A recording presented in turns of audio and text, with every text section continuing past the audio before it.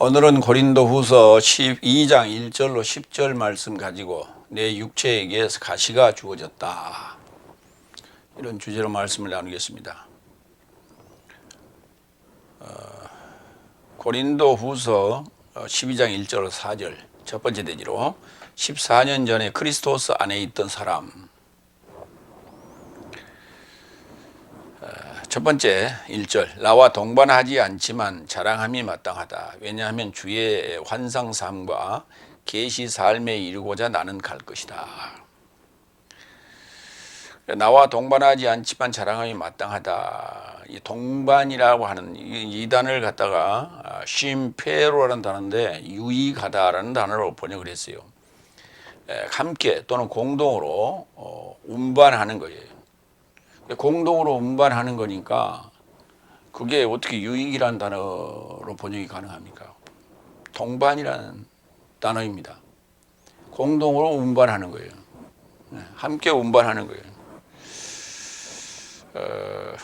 그 단어가 쓰인 데를 한번 볼까요? 마태복음 5장 29절로 30절. 그래서 내 눈은, 내 오른 눈이 너를 실족해 하거든 너는 그것을 뽑아내어 너로부터 던져라. 왜냐하면 그것이 너와 동반하고 있으니. 그건 맞죠. 그 동반하고 있으니 내 지체 삶의 하나가 파멸하고 내 몸 전체가 지옥에 이르고자 던져지지 않게 하려 합니다. 그리고 내 오른손이 너를 실족해 하거든 너는 그것을 잘라내어 너로부터 던져라. 왜냐하면 그것이 너와 동반하고 있으니. 여기 두 번 등장해요. 내 지체 삶의 하나가 파멸하고 내 몸 전체가 지옥에 이르고자 던져지지 않게 하려 합니다. 이렇게 동반하다는 단어로 써도 아무 문제가 없는 구절입니다. 근데 그것을 뒤집어서 그것이 뽑아내는 것이, 파멸하는 것이, 그것이 유익이다, 이렇게 번역을 어거지로 했죠. 주의 환상 삶과 계시 삶에 이르고자 나는 갈 것이다. 위에 그 내용에 따르면 주의 환상과 계시 삶과 동반하지 않는다는 뜻이죠. 그러니까 계시 삶과 환상이 항상 동반하고 있는 건 아니에요. 항상 동반하고 있는 건 아니다. 계시를 받은 적도 있고, 그것이 동반하고 있을 때도 있고, 그렇지 않을 때도 있다. 지금 현재 상황은 동반하지 않지만 자랑함이 마땅하다 그랬어요. 그러니까 그것이 언제냐면 14년 전 얘기죠. 그러니까 주의 환상과 계시 삶을 받았던 때가 14년 전이다. 그래서 그것이 지금도 계속 동반하고 있는 건 아니지만 사실은 그것 때문에 지금 이 사역을 감당하고 있는 것이죠. 누가복음 환상에 대해서 좀 볼까요? 누가복음 1장 21절로 22절. 그리고 백성 삶은 자카리아스, 사가랴를 기다리며 성전 안에서 지체함 안에 있는 그를 놀라워하더라. 사가랴가 지금 성전 안에 들어갔는데, 기도하러 들어갔는데 나오진 않으니까, 그래서 이제 지체가 되니까 놀라워하더라.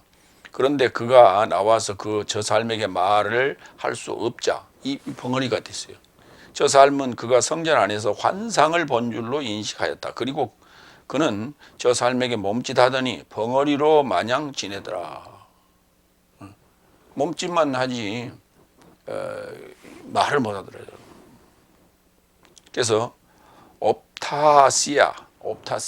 옵토마라는 단어에서 온 옵타시아, 환상적으로 보다 그랬죠. 옵토마라. 여기서 이제 환상을 본 줄로 인식했다. 이 환상이라는 게 이제 놀라운 어떤 그런 거예요.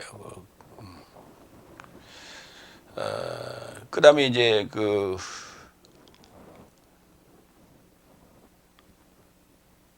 계시에 대해서, 계시 부분에 대해서 보겠습니다.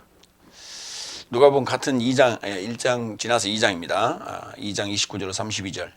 절대자여, 이제 8일에 할례를 행하러 왔죠. 예수님께서, 예수를 데리고 마리아가. 그래서 그 정화의 날에 시므온이 8일 된 예수를 안고 지금 하는 얘기예요. 절대자여, 평화 안에서 당신의 해설을 조차 이제 당신의 종을 풀어 주십니다. 이는 내 눈 삶이 당신의 구원을 알아보았으니 당신이 구원을 백성 모두의 얼굴을 조차 열국 삶의 계시에 이루고자 빛과 당신의 이스라엘 백성의 영광으로 예비하셨다. 그 아이를 보고 구원을 받았다고 얘기를 하고요.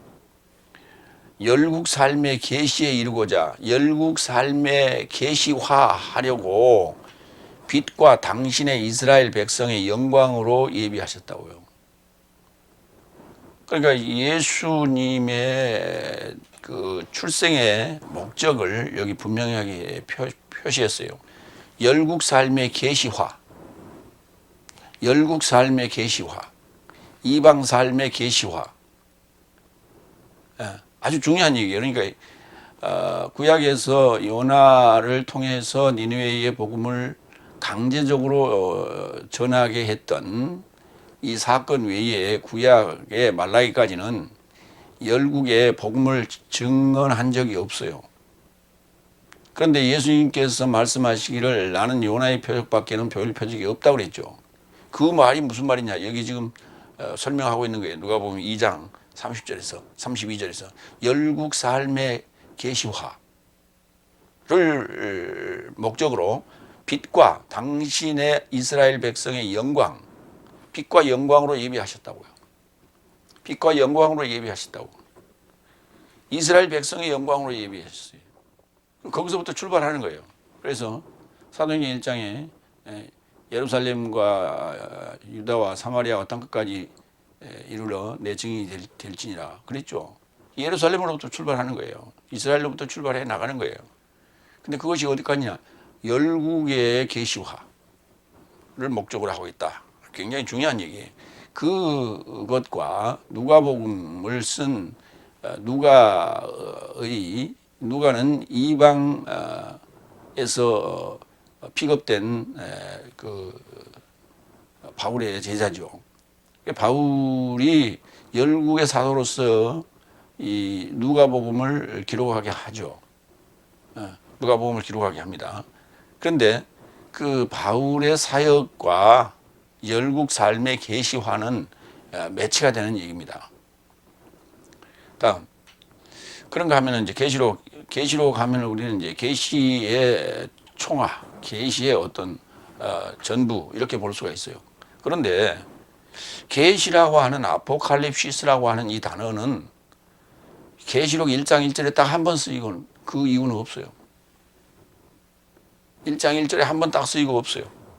계시록 22장까지 한 군데도 나오지 않습니다. 예수스 그리스도스의 계시라 이를 신속함 안에서 반드시 발생할 것을 하나님의 그 종 삶에게 보여주려고 그에게 주셨으며 그의 사자로 인하여 파견하여 그의 종 요한네스에게 지시하셨다. 이렇게 딱 한 군데 나와요. 그러니까 요한계시록을 늘 입으로 얘기하며 요한계시록을 얘기합니다. 내용을 얘기하는데 그런데 중간중간에 계시라는 단어가 등장하지 않아요. 1장 1절에 한 번 등장합니다. 그렇기 때문에 내용으로 들어가서 중간중간에 설명을 해 나갈 때 계시의 포인트가 맞춰져 있지 않아요. 그 나오는 내용과 현상을 매치시키려고 예를 쓰면서 이게 3차 전쟁으로 3차 대전으로 세계 3차 대전으로 가버리는 그런 이상한 성경 해석이 돼버리고 마는 거예요. 1장 1절의 그 핵심이 예수스 그리스도스의 계시예요. 그러니까 성경 계시록 전체가 예수스 그리스도스의 계시에 관한 얘기인데 중간중간에 가면서 그 내용에 따라서 삼천포로 빠져버리는 거예요.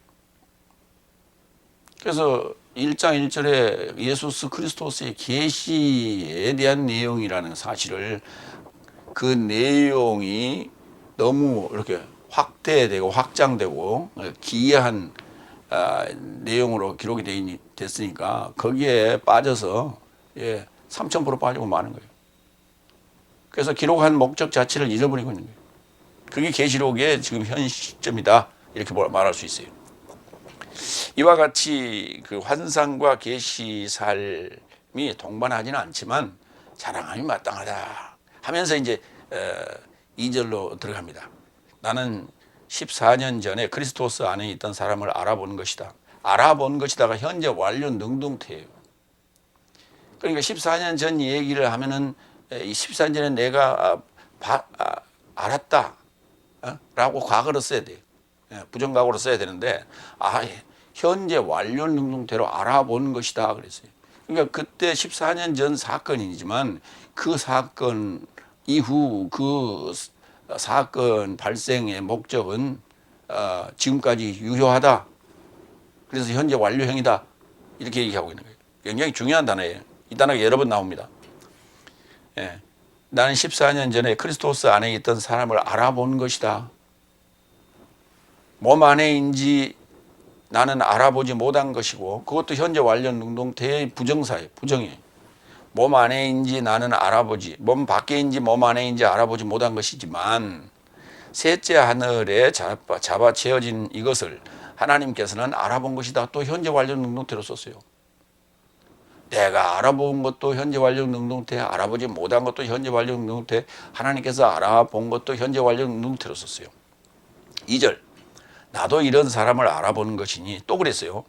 내가 몸 안에인지 몸 밖에인지 나는 알아보지 못한 것이지만 하나님께서는 알아본 것이다. 이 사건이 내 안에 있었기 때문에, 나를 중심으로 있었기 때문에 하나님은 알아보았지만은 나는 당한 입장에서 내가 몸 밖에 있었는지 몸 안에 있었는지 지금 그때 정말 그 황홀경에 빠져 있었기 때문에 그걸 감히 지금 인식하지 못했다, 알아보지 못했다, 이렇게 얘기하고 있어요. 자, 이걸 정리를 좀 하면 이런 얘기예요. 14년 전은 과거 얘기입니다. 그리스도스 안에 있던 사람, 14년 전에 그리스도스 안에 이제 들어오게 되는 거죠. 그 날이 언제냐, 일곱째 날 상태를 설명하는 거예요. 셋째 하늘에 잡아 채워진 자, 3인칭으로 얘기를 했는데, 셋째 하늘에 잡아 채워진 자가, 잡아 채워진 자, 낚아 채워진 자, 잡아 채워진 자가 바로 나였어요. 파울로스였어요. 그 셋째 하늘이 뭐냐? 장소적 개념이죠. 지성소를 얘기하는 거예요. 성막의 뜰이 첫째 하늘이고, 그 다음에 그게 지금 넷째 날이죠. 넷째 날. 그 다음에 성소 다섯째 날이에요. 아니죠. 성소가 여섯째 날이 되겠죠. 다섯째 날이 그러니까 뜰이 되겠죠. 그 다음에 지성소가 일곱째 날이 되는 거예요. 다섯, 여섯, 일곱째 날 이렇게 되는 거죠. 일곱째 날 그 상태를 지금 얘기하는 것을 그리스도스 안에 있었다 이렇게 말하고 있고, 그 그리스도스 안에 있었던 상태를 셋째 하늘이라고 표현하고 있는데, 셋째 하늘이라고 하는 것을 그 주석에서는 이렇게도 얘기해요. 뭐 이스라엘에서는 하늘의 단계를 7단계로 봤다. 그 하늘의 단계를 7단계로 봤다는 얘기는 그건 인도에서 인식론에서 얘기하고 있는 거예요. 인도의 인식론이 하늘을 7단계로 설명하고 있는 겁니다. 하늘 7단계를 보는 거예요. 하늘은 셋째 하늘, 첫째 하늘, 둘째 하늘, 셋째 하늘로 언급하고 있지, 강화되는 하늘을 얘기하는 거예요. 완전한 하늘을 얘기하는 거예요. 셋, 하나, 둘, 셋. 네. 그 잡아채워진 나를 하나님과 나도 알아봤죠. 하나님도 알아봤고 나도 알아봤어요. 그런데 몸 아닌지 바뀐지 나는 알아보지 못했어요. 그 현재 완료 능동태로 썼어요. 요한복음 14장 20절을 한번 볼까요? 그러니까 이게 몸 아닌지 몸 바뀐지라는 얘기가 무슨 말이냐면 이런 얘기예요. 그 날 안에서 보혜사가 보혜사 성령이 오시는 그 날 안에서 내가 아버지 안에, 네 삶도 내 안에, 나도 네 삶 안에 있음을 네 삶이 알 것이다 그랬어요. 이 도표로 보면은 나와 네 삶이 서로, 예, 네 삶이 내 안에, 내 삶이 네 안에 이런 상태예요. 그런데 내 삶과 네 삶이 하나가 되어서 결국은 아버지 안에 있는 거예요. 내 삶과 네 삶이 하나 되어 가지고, 예, 그러니까 내 삶과 네 삶이 하나 되었는데 그게 아버지 안에 있거든요. 아버지의 그 범주 안에 들어가 있거든요. 그러니까 아버지는 알아볼 수 있죠. 근데 그러니까 내 삶과 네 삶은 서로 안에가 있다는 것은 하나가 되어버렸기 때문에 바뀐지 아닌지 알 수가 없어요, 지금. 그게 헷갈리는 거예요. 그러니까 이제 그리스도 예수 안에라고 하는 얘기가 이제 정확한 표현은 맞죠. 그러나 그리스도 안에 내 삶이 그리스도 안에, 그리스도가 내 삶 안에 이렇게 되는 거예요. 그 말은 무슨 말은 교집합이죠. 하나가 되어 있다는 얘기죠. 하나가 되어 있다. 그러니까 그것을 몸 안에인지 몸 밖인지 알 수 없었다. 이렇게 말하고 있는 거예요.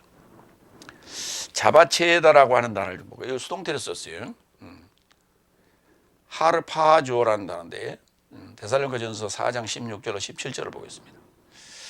이는 주께서 친히 호령 안에서 사자장의 소리 안에서 그리고 하나님의 나팔 안에서 하늘로부터 강림하실 것이니 그리스도스 안에서 죽음 삶이 먼저 일어날 것이고 그 후에 남겨져 살아있는 내 삶도 저 삶과 함께 공중에 이르러 주의 상봉에 이르고자 동시에 구름 안에 잡아채지게 될 것이다. 이렇듯 내 삶은 주와 함께 항상 있을 것이다.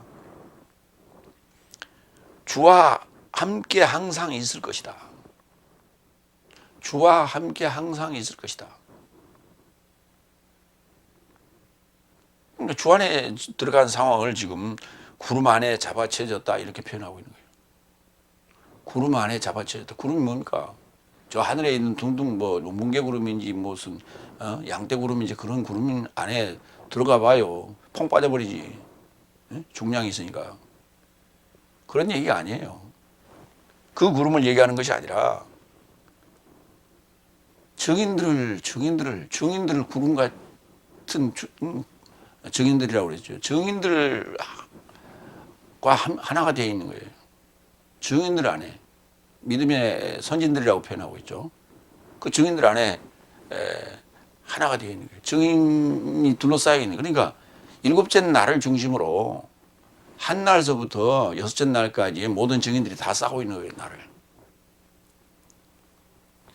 이것을 이해를 못하고 있는 게 현재 신학입니다. 그게 세대주의예요. 세대주의라는 건 다른 거 아니에요. 역사적으로 성경을 보는 거예요. 하나님 말씀은 영적인 얘기지 역사적인 얘기가 아니에요. 역사는 사실입니다. 역사는 과거고 사실이에요. 성경은 과거 얘기가 현재 얘기예요.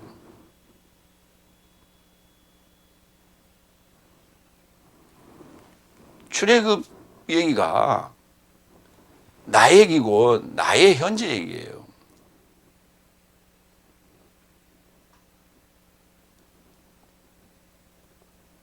우리가 옛날 얘기를 하지만은 그게 지금 나의 현재 완료형이에요.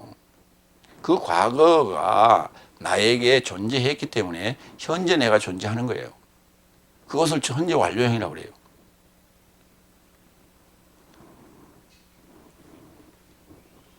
일곱째 날에 들어갔다는 얘기는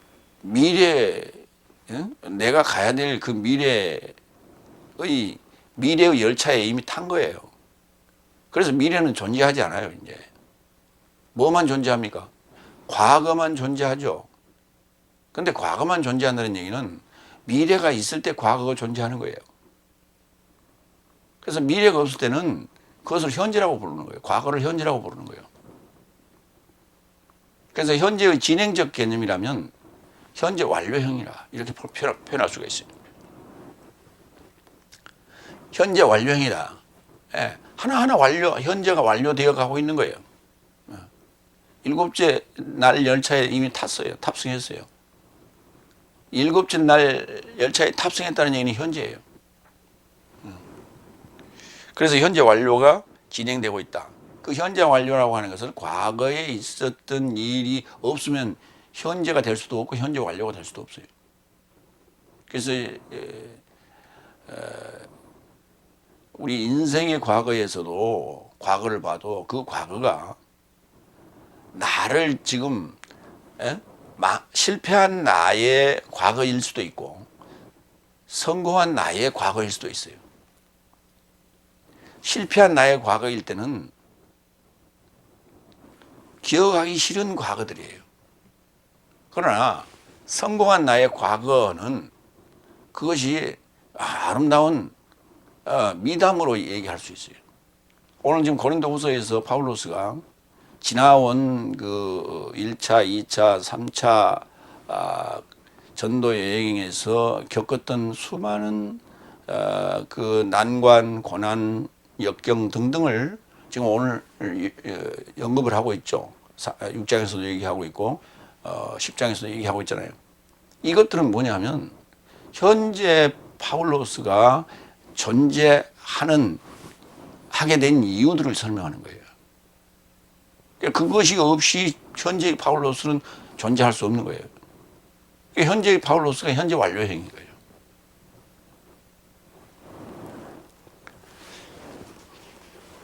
다시 한번 그 시제에 대한 강의를 상기하시면서 한번 다시 들어보시기 바랍니다. 세 번째로 갑니다. 3절, 4절. 저가 낙원에 이루고자 잡아채어진 것과 사람에게 전하기에 옳지 못한 표현할 수 없는 해설 삶을 저가 들었다. 저가 낙원에 이루고자 잡아채어진 것과 그리스도스 안에 있다는 얘기와 셋째 하늘에 잡아채어졌다는 얘기야. 아버지의 안에 있다는 얘기나 낙원 안에 있다는 얘기는 다 같은 얘기입니다. 같은 얘기인데 아버지 안에 있다는 얘기는 근원인 그 아버지 안에 다시 들어갔다는 얘기고 아버지 안에 아버지 품에 들어갔다는 얘기고 그 다음에 낙원 안에 이루고자 했는데 낙원 안에 들어갔다는 얘기는 지금 한날에 에덴 동산에서 쫓겨난 얘기가 다시 회복되는 얘기예요. 그러면 그 낙원이란 단어가 한문인데 즐거울 낙자 그 다음에 동산 원자예요. 그 즐겁다는 단어가 에덴이에요. 그 다음에 원이라는 동산이 동산이에요. 그래서 낙원이란 말은 에덴 동산이란 말이에요. 종로에 가면 낙원 상가가 있죠. 거기에 즐거운 음악이 연주되는 모든 악기들이 다 있어요. 그래서 그걸 낙원 상가라고 했어요. 아마 그리스도인들이 중심이 돼서 아마 시작을 했을 거라고 생각합니다. 그래서 그 낙원이라는 단어가 그렇게 붙여졌지 않는가 싶어요. 아주 좋은 얘기예요. 예. 그래서 에덴 동산, 즐거운 동산, 일곱째 날, 셋째 하늘은 그리스도스 예수스 아는 즐거운 동산의 회복이에요. 쫓겨났던 에덴의 회복, 아담아의 회복을 말하고 있다. 이렇게 말할 수 있어요. 그런데 거기에서 사람에게 전하기에 옳지 못한 표현할 수 없는 사람에게 말로서 어떻게 형용할 수 없는 어떤 그런 말로서 어떻게 적당하게 표현이 불가능하다는 거예요. 그것을 그런 해설을 제가 들었다는 거예요. 해설 삶을 흐레마타를 들은 거예요. 본 게 아니고 들었다는 거예요. 우리 이제 대개 천국 갔다 온 자들의 간증이라 해가지고 보고 온 간증을 하는데 뭐 빛이 있었다, 꽃들이 만발했다, 뭐 이런 얘기 하죠. 그걸 왜 설명 못합니까? 설명할 수 있지. 셋째 하늘에 가서 낙원 안에 가서 들었다니까요. 해설을 들었다니까요. 허레마를 들었어요. 흐레마가 살릴 수도 있고 죽일 수도 있어요. 그게 설교거든요. 오늘 설교가 흐레마예요. 그런데 성경을 풀어주는데 죽이기도 하고 살리기도 합니다. 이해가 되면 사는 거고 이해가 안 되면 죽는 거예요.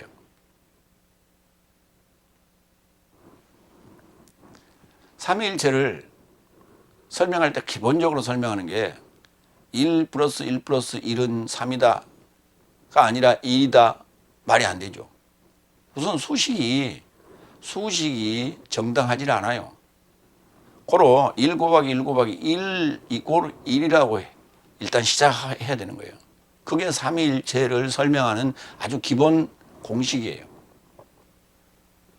그것부터 설명을 했더니 도대체 이해를 할 수 없다는 거예요. 왜? 1 플러스 1 플러스 1로만 들었거든요. 그건 물리적인 개념으로 들었던 거예요. 물리적 개념으로 들었던 거예요. 1 곱하기 1 곱하기 1 곱하기는 화학적 개념이지 물리적 개념이 아닌 거예요. 물리적 개념으로 들었고 물리적 개념으로 어거지로 믿었는데 가만 생각해 보니까 물리적으로는 이해가 될 수 없어요. 1 플러스 1 플러스 1은 1이 될 수 없어요. 그러니까 그게 아니라고 부정을 합니다. 그런데 설명하는 이가 다른 이가 나타나가지고 1 곱하기 1 곱하기 1이라고 설명해 놓으니까 그게 화학적 개념이거든. 영적 결합이라고 하는 건 화학적 개념이에요. 메타적 개념인 거예요. 신이 아니에요. 그러니까 도대체가 그 흐레마를 이해를 못하는 거예요. 기본 공식부터 이해를 못하는 거예요. 이게 배운 대로 이해되는 거예요. 배운 대로 이해하는 거예요. 그래서 오늘 지금 이 파울로스가 낙원에 가서 들었던 이 흐레마가 말로서 어떻게 형용할 수 없어 표현이 불가능한 그런 얘기라는 거예요. 맞죠? 같은 얘기예요. 1 곱하기 1 곱하기 1은 1이다. 맞죠? 그거 맞지. 근데 어떻게 그 삼위일체도 적용하냐? 삼위일체 적용하면 맞지. 1 플러스 1 플러스 1이 어떻게 1이요 3이지. 그런 공식이 어디가 있어? 세상 천지에.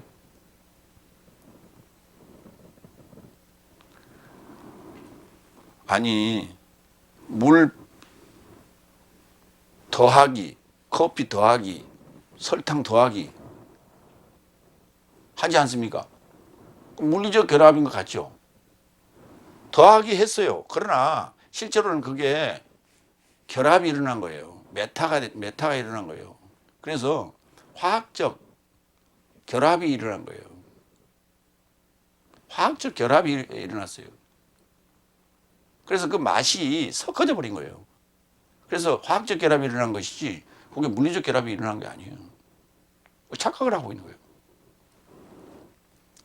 그러니까 우리가 과학을 공부해도 써먹을 수 있는 과학을 공부해야 되는데 과학은 과학으로 존재하고 수학은 수학으로 존재하고 그 다음에 인문학은 인문학으로 존재하는 거예요. 이만큼 우리가 서로 교차되지 않고 적용되지 않는 그런 공부를 해왔던 겁니다.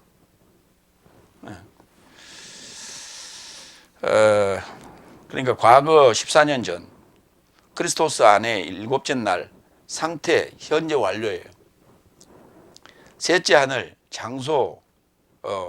장소적으로 지성소 현재 완료예요. 에덴 동산 낙원 현재 완료예요. 그렇게 잡아채어져서 사람에게 표현할 수 없는 해설 삶을 들었다고. 그래서 내가 지금 현재 얘기하고 있는 이 해설도 못 알아듣는 거예요, 지금. 지식인들이라고 하고 철학을 공부했다라고 하는 이들이 지금 그걸 이해를 못하고 자기들 식의 이해된 차원으로 지금 교인들을 현혹하고 있고 미혹하고 있다 이 말이에요. 누가복음 23장 42절 43절을 한번 봅니다. 거기 낙원이 등장합니다.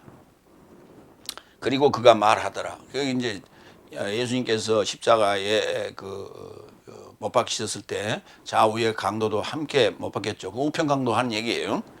그리고 그가 말하더라. 예수스 나의 주여 당신의 나라 안에 임하시는 때에 기억하소서. 그리고 예수께서 그에게 언급하시되 진실로 나는 네게 말한다. 너는 오늘날 나와 결합하여 낙원 안에 있을 것이다. 너는 오늘날 나와 결합하여, 현재형이죠. 낙원에 있을 것이다. 미래죠. 지금 현재 십자가상의 그 상황은 여섯째 날 끝자락이에요. 여섯째 날 끝자락이에요. 그 순간이 지금 크리스토스 예수스 안에 들어가는 상황이에요. 예수스 크리스토스 안에 들어가는 상황이에요. 그게 그러니까 오늘날 나의 결합하여 나에게 결합하는 거예요. 에? 나와 결합하는 거예요. 그러면 낙원에 들어가게 돼요. 그러니까 여섯째 날 말미에 내가 그리스도와 함께 십자가에 못 박혔나니가 이 얘기예요. 내가 그리스도스와 함께 십자가에 못 박혔나니가 지금 이 상황이에요. 오늘날 나와 결합하는 거예요. 그 오늘날이 언제예요? 여섯째 날 얘기하는 거예요. 여섯째 날. 일곱째 날도 오늘날이에요, 사실은. 그러니까 여섯째 날이 굉장히 중요한 오늘날이에요. 왜? 오늘날 예수님께서 오시겠다고 그랬죠. 오늘날 메시아가 오시겠다고 그랬죠. 그 날에 여호와의 날일 그 날이 오늘날이에요. 오늘날 나와 결합해서 여섯째 날 말미에 나와 결합하면 십자가에서 결합하면 이 고백은 파울로스가 로마서에서도 했고 갈라디아서도 했잖아요. 나와 결합하면 낙원 안에 있을 것이에요. 일곱째 날로 들어가게 되는 거예요. 이게 실상으로 이해가 안 되고 오늘날이 이해가 안 되니까 이걸 가지고 지금 뭐 이러쿵저러쿵 얘기들을 하고 있어요. 답답한 얘기죠. 계시록 2장 7절도 볼까요? 귀를 가진 자는 에베소스 교회의 한 얘기예요. 귀를 가진 자는 그 영이 교회의 삶에게 무엇을 말씀하는지 들으라. 이기는 그에게 나는 하나님의 낙원의 중심 안에 있는 생명나무에서 나오는 것으로 먹도록 줄 것이다. 그러면 에덴 동산에 들어갈 수 있다는 얘기죠. 이게 지금 첫 번째 교회, 첫 번째 교회에 주어진 명령이에요. 첫 번째 교회인 에베소스 교회. 그 에베소스라는 단어는 허용이라는 단어예요. 그게 뭐냐면 우리가 그 자유의지가 주어진 거죠. 자유의지가 주어진 거예요. 하나님께서 하와가 그 뱀에게 유혹을 당해서 그 좋고 나쁨의 실과를 먹으려고 할 때 야 이놈아 하고 소리 질렀으면 안 먹었을 거예요. 그럼 자유의지가 없는 로봇과 같은 존재죠. 누군가에 의하여 조종되고 있는 로봇과 같은 존재예요. 그러니까 인간은 처음 만들어졌을 때 자유의지가 주어졌을 거예요. 소리 질렀으면 당연히 안 먹었죠. 지난번에 길을 걷다 보니까 어떤 할머니가 전동 휠체어를 타고 가더라고요. 그리고 그 앞에 두 사람이 걷고 있었어요. 근데 갑자기 그 할머니 위에서 까마귀가 깍깍하고 짖어대니까 그 소리가 좀 시끄럽거든요. 그러니까 소리를 박 질렀어요. 아! 하고. 아! 하고 소리 질리니까 앞에 있던 두 할머니가 깜짝 놀라고 뒤를 돌아다보고. 아니, 웬 소리를 치냐고. 아니, 나는 까마귀한테 소리 지르다고. 아니, 뒤에서 소리 지르면 당연히 자기들한테 소리 지르는 줄 알지. 근데 아무도 없는 아담과 하와 둘만 있는데 거기서 하나님께서 야! 하고 소리 질렀으면 당연히 먹다가도 멈췄을 거예요. 근데 그렇지 않았거든요. 허용이라는 단어예요, 에베소스가. 첫 번째 교회. 일곱 교회 중에 첫 번째 교회예요. 그의 교회에게 지금 한 얘기가 에덴 동산의 중심 안에 있는 생명나무에서 나온 것으로 먹도록 해주겠다. 이긴다면. 그러니까 첫날, 한날에 그 자유의지가 발동해서 좋고 나쁨의 실과를 먹음으로 말미암아 에덴 동산에 쫓겨났잖아요. 그때부터 이제 그에게는 이겨야 산다는 그 명제가 주어진 거예요. 이겨야 되는 거예요. 그래서 일곱째 날까지 가는 거예요. 일곱째 날까지 가면 이기는 거예요. 그 얘기를 지금 하고 있는 거예요. 누가복음 9장 44절로 45절. 그러니까 이런 얘기를 지금 성경 전체를 창세기부터 계시록까지를 전체를 아울러서 얘기하는 것을 여태까지 들어본 적이 없거든요. 이런 그 흐레마를 들어본 적이 없어요. 그렇기 때문에 생각이 미쳐서 거기까지 이렇게 왔다 갔다 할 수가 없어요.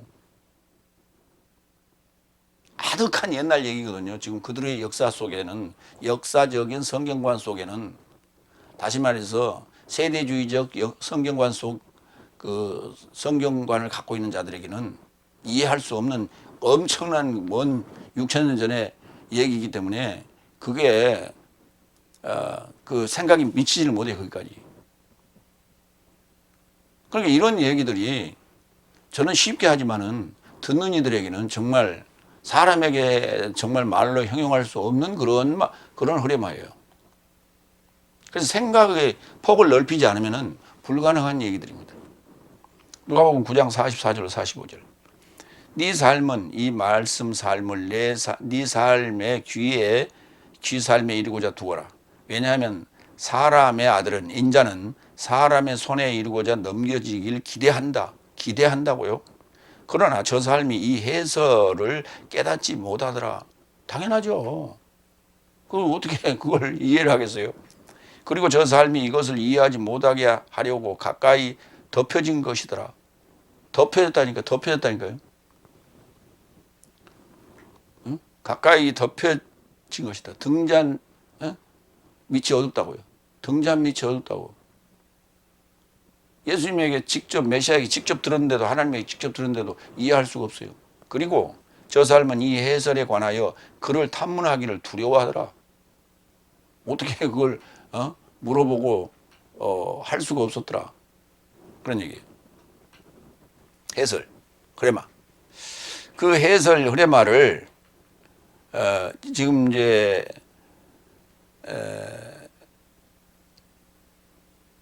흐레마를 요한복음 6장 63절에서는 살려주는 것은 영이다. 육체는 아무데도 필요하지 않다. 내가 네 삶에게 전하는 해설 삶이 영이고 생명이다. 그러니까 흐레마 자체가 영이고 생명이에요.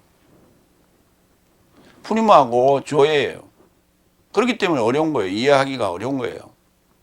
이게 쉬운 게 아니에요. 말로 쉽게 한다고 해서 그 말하는 자는 쉽게 하지만은 이해하는 자는 어려워요. 그게 다 이해될 거라고 생각하면 착각입니다. 이해할 수 있는 그러한 역량이 되어야 되고 그런 어떤 시간적 상황에 상태적 상황에 도달해 있어야 돼요. 그것을 우리는 7날이라고 하는 거예요. 그러니까 5째 날은 죽었다 깨나도 이해 못해요. 6째 날에 입문해야 됩니다. 그 6째 날에 입문하는 게 뭐예요? 세례라고요. 세례. 물세례예요. 요한에게서 물로 세례를 받았거니와 몇 날이 못 내어 성령으로 세례를 받을 것이다. 그 중간에 피세례도 있다고요. 그래서 물세례, 피세례, 성령세례를 받아야만이 그래야 낙원에 있을 것이다가 되는 거예요. 그 바로 그 영이고 생명이에요. 흐레마가. 그래서 사람의 말로 한다고 해서 누구나 알아들을 수 있을 것이라고 생각하는 것은 착각이다.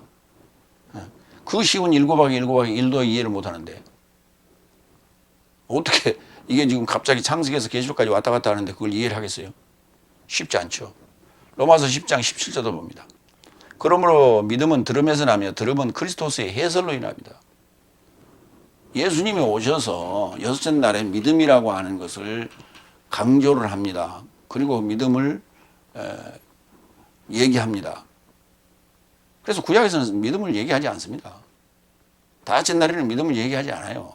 그런데 오늘날 5째 날에 속한 현대교회는 믿습니까를 아주 남발을 해요.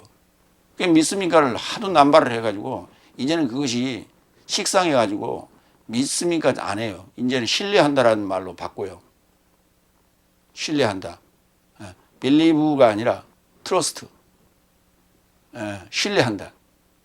이 trust라고 하는 이 신뢰한다는 단어는 1달러에 기록되어 있어요. 이 신뢰한다라고 하는 이 단어는 바꿔서 얘기하면 신용한다는 단어하고 같은 말이에요. 이건 상거래용이지 하나님과 우리 사이에 믿는다라고 하는 빌리브가 아니에요. 그러니까 이제는 완전히 장사 속이 돼버렸어요. 그래서 강도의 구례를 만들었다는 얘기가 딱 맞아떨어지는 소리예요. 그들의 고백, 입의 고백으로 다 나오는 얘기입니다. 그러니까 믿음은 들음에서 나며, 들음은 듣는다는 거는 그리스도스의 해설, 그리스도스의 흐레마가 아니고는 그 믿음이 믿음이 가짜 믿음이라는 거예요. 그게 아직 믿음이 아니라는 거예요, 지금. 그러니까 현재 다섯째 날 믿음, 믿습니다, 백날 하는 믿음은 그거는 그냥 그 신뢰예요, 그게. 봤기 때문에. 그냥 신뢰가 가. 현상적으로 봤기 때문에 신뢰가 가. 병자가 일어나는 걸 봤기 때문에. 기도해서 응답이 왔기 때문에 신뢰가 가. 그래서 세뇌시키는 거예요.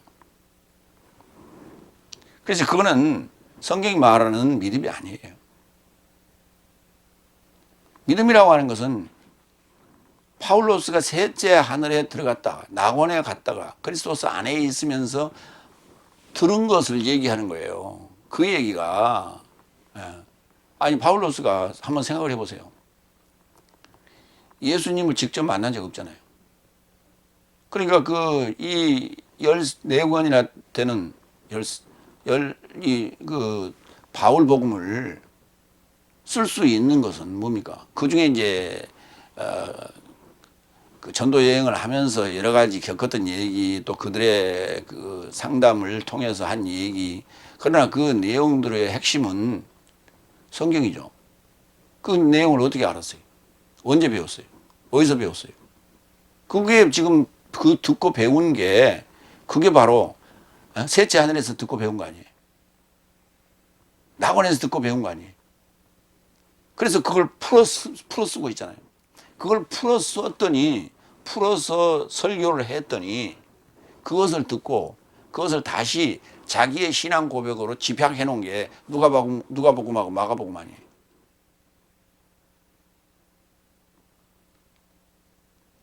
그러니까 바울 서신 전체를 가지고 그것을 한 권으로 집약해 놓으면은 그게 누가복음이고 마가복음이 되는 거예요. 예. 그래서 그 중에는 이제 일반적인 얘기도 있죠. 그런 것들 다 털어내고 구원론에 대한 얘기만 해라. 예수 그리스도스의 그 얘기만 해봐라. 했더니 누가복음과 마가복음이 나온 거예요. 그게 믿음의 고백인 거예요. 그게 흐레마를 듣고 한 고백인 거예요.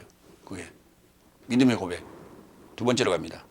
고린도후서 12장 5절로 7절. 내가 자만해지지 않게 하려고 내 육체에게 가시가 주어졌다. 오늘 핵심이죠. 네 번째 5절. 이런 것에서 초월하여 나는 자랑할 것이다. 나의 나약함 안에서가 아니면 스스로 초월했다고 자랑하지 않을 것이다. 이 초월이라는 단어. 어느 드라마에 나오는 어느 여인의 이름이 초월이더만요. 근데 그 초월이가 이 초월인지는 알 수가 없지만 아마 거기에 월자는 달월자를 썼을 거예요. 첫 달 뭐 그런 개념으로. 여기 초월이라고 하는 건 넘쳐나는 걸 초월해요. 어디 뛰어 오르는 거예요. 왜 우리가 이렇게 펑 하고 올라가는 거 있죠. 그래서 담을 넘어가는 거. 뭐 이런 개념. 그래서 월담 넘어간다는 얘기거든요. 휘페르라는 전치사예요. 근데 이 단어를 뭐 위하여 대신에 뭐 등등으로 해버렸어요. 근데 위하여를 쓸 때는 그게 소유격인데 목적격으로 전부 해석을 해요. 그게 말이 안 되는 얘기죠. 초월을 자랑할 것이나 이같이 초월한 거예요. 그러니까 셋째 하늘에 들어간 것, 그리스도 안에 있는 것, 낙원 안에 있는 것, 이것을 자랑할 것이지만 그게 초월인 거예요. 자랑할 것이나 나약함만 해서가 아니면 스스로 초월했다고 자랑하지 않을 것이다. 그러니까 일곱 날에 들어갔다고 해서 영육이 강건해진 건 아니에요. 영적으로는 강건하지만 육적으로는 힘들어요. 오늘 이 얘기를 하는 거예요, 지금. 네, 이 얘기를 하고 있는 거예요. 그러니까 자랑한다는 얘기가 간증이에요, 간증. 간증이나 다를 바가 없는데, 그게 간증이고 자랑이고 그것이 해설이에요. 그런데 나약함 안에서가 아니면은 내가 초월했다고 자랑하지 않을 것이다.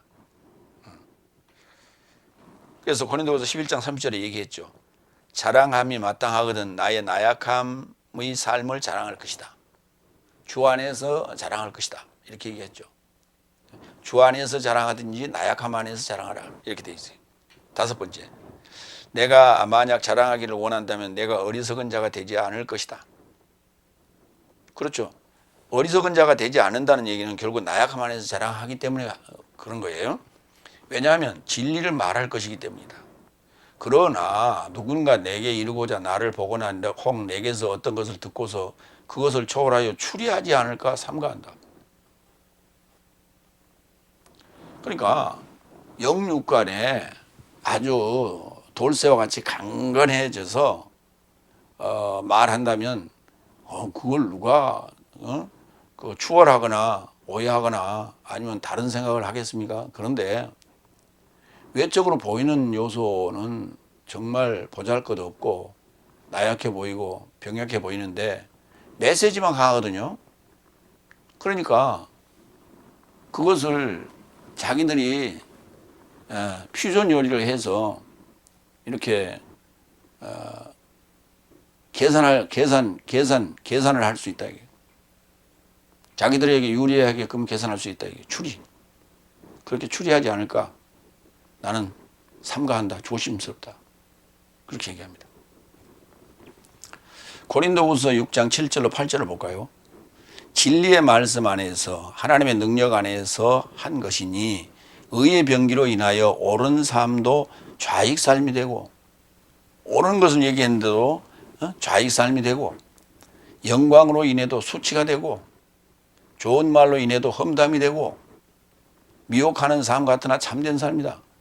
전부 거꾸로 뒤집어서 다 받아들이는 거예요. 이게 이제 고린도후서 6장에서 바울로스가 겪었던 여러 가지 얘기들을 지금 써놓은 거예요. 육체적인 얘기, 그 다음에 현상적인 얘기 등등을 써놓은 거예요. 그 중에 이렇게 오해의 소지가 있을 수 있다. 그래서 보이는 것과 듣는 것과 그 내용이 일치할 수 없다라고 하는 거예요. 그래서 이런 곡해 또는 오해할 수 있는 소지가 다분히 있다라고 하는 얘기를 합니다. 여섯 번째, 7절. 그리고 계시 삶의 탁월함으로 내가 자만해지지 않게 하려고 내 육체에게 가시가 주어졌으니 사단의 사자가 나를 치게 하려 함은 내가 넘치게 자만해지지 않게 하려 합니다. 사탄의 사자가 나를 칠 명분으로 내 육체에게 가시가 주어졌으니 계시 삶의 탁월함으로 내가 넘치게 자만해지지 않게 하려 합니다. 같은 말이에요. 그런데 여기서 사탄이란 단어는 이게 히브리적 표현입니다. 헬라에서는 사타나스라고 합니다. 헬라어로는. 근데 여기 본문에 사탄이라고 했어요. 구약적 표현이에요.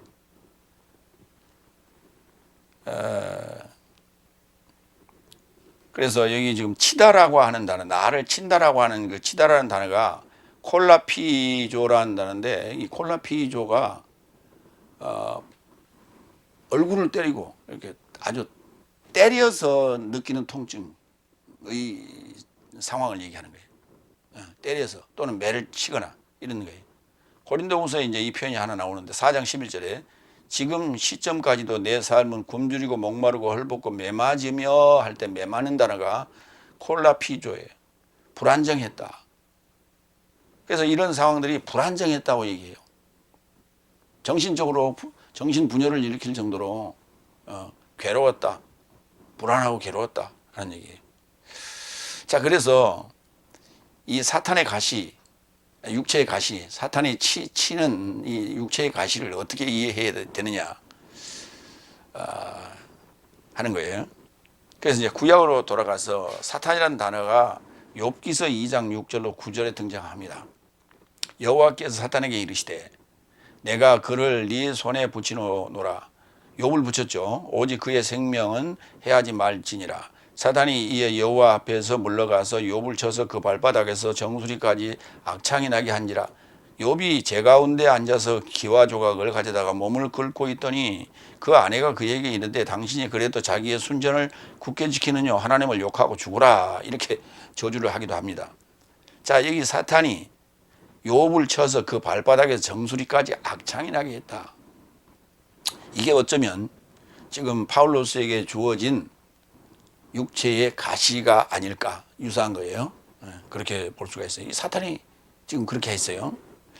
민수기 22장 22절도 볼까요? 저가 감으로 인하여, 저가 갔다는 얘기예요. 걸음으로 말미암아 전능자를 소망하는 사역으로 그가 진노하심으로 여호와의 사자가 발람에게 여호와의 사자가 그에게 대적을 위한 길에 스스로 일어서니라. 사탄을 위한 길에 스스로 일어서니라. 발람은 자기 나귀를 탔고 그의 두 종은 그와 함께 있더라 그랬어요. 여호와의 사자가 사탄 역할을 한 거예요. 여호와의 사자가 발람의 나귀 앞에 칼을 들고 불칼을 들고 섰단 말이에요. 그 단어가 사탄이에요. 대적. 사탄이라는 단어가 대적이에요. 대적하면 사탄이에요. 앞을 막으면 사탄아 물러가라 그러잖아요. 그 말이 맞는 말이에요. 나가 사탄이냐? 그래, 막으면 사탄인 거라니까. 대적하는 일이 사탄인 거예요. 그게 사탄적 일이요. 그게 사탄적 사역을 사탄이 하기도 하지만은 여호와의 사자가 대신하기도 한다니까. 그럼 오늘 바울로스에게 주어진 그 육체의 가시는 바로 여호와의 사자적인 어떤 그런 사탄의 역할, 대적의 역할일 수도 있어요. 그런데 그 답은 없어요. 그래서 안질이다. 다마스커스 도상에서 빛을 보고 눈이 멀었잖아요. 그래서 그걸 나왔으면 나은 거지. 왜 또 안질이 생겨서 덜 나았던 거예요? 하나님 능력이 좀 시원찮았어요? 아니면 남겨놓은 거예요? 라는 설도 있고, 여러 가지 설들이 있어요. 그런데 이렇게 지금 매로 만드는 것처럼 정신적으로 불안정할 정도의 상황이라면 정말 수시로 오는 어떤 그런 통증일 거예요. 그런 것이 이제 찾아보니까 이런 거 있죠. 섬유근육통 이런 거. 근육, 관절, 인대, 힘줄 등 연부 조직의 만성적인 통증을 일으키는 증후군이다. 이런 것이 있을 수 있죠. 그러니까 수시로 아픈 거예요, 그게.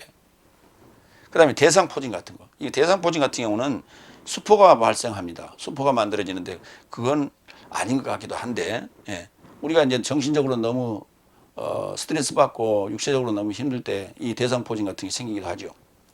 대상포진 같은 질환으로 매를 맞는 듯한 통증을 느끼는 병증으로 추정할 수 있다. 아무튼 계시로 인하여 받은 것이 탁월함으로 자만하려고 할 때에 대적하는 사탄의 사자와 역할을 담당하는 육체의 가시, 어떤 약점이 주어졌던 것이다. 그러니까 욥의 약점도 그런 거 아니에요. 그러니까 파울로스의 약점이 뭐예요? 사울 때의 약점 아닙니까? 사울 때의 사역의 약점 아니에요. 그것이 늘 그를 괴롭힐 수도 있어요. 순간순간에. 근데 그것이 영적으로 얘기하면 육체의 가시이다고 말할 수 있고, 실제 육체로 한다면은 이런 섬유근육통 같은 그런 증상이 였지 않을까 이렇게 추적을 합니다. 어쨌든 간에 영적이 됐든 육적이 됐든 간에 하여튼 육체의 가시는 그 목적 자체가 자만해지지 않게 하려는, 너무나 많은 것을 봤기 때문에, 너무나 많은 것을 들었기 때문에, 너무나 큰 것을 들었기 때문에, 그래서 파울로스가 이 많은 바울복음을 쓸 수밖에 없었던 거예요. 그래서 그래서 자만할 수 있죠. 그것을 방지하는. 그리고 아마 그래서 더욱더 그 순교에 대해서 거부하지 아니하고 그걸 일찍이 순응하고 받아들였지 않을까 하는 그런 또 생각도 좀 해봅니다. 세 번째, 고린도후서 12장 8절로 10절. 그리스도스의 능력이 나를 접해 직접 장막치려 한다. 같은 개념입니다. 일곱 번째, 8절. 이것이 초월하여 나로부터 결별하게 하려고 내가 주를 3번 애원하였더니. 얼마나 괴롭고 힘들었으면 육체의 가시에 대하여 초월해 달라고 결별하고자 주를 3번이나 애원했다 하는 얘기입니다. 그런데 답이 이렇습니다. 여덟 번째 9절에 그가 말합니다. 나의 은혜가 내게 족하다. 나에게 지시하신 것이었다. 왜냐하면 나의 능력이 나약함 안에서 완성된다. 나의 능력이, 주님의 능력이 나약함 안에서 완성된다는 거예요. 너의 강함 안에서 완성되는 거예요. 네가 무너질 때 완성되는 거다. 그런즉 나의 나약한 삶 안에서 더욱 자랑할 것이니 이는 그리스도스의 능력이 나를 접해 직접 장막치려 합니다.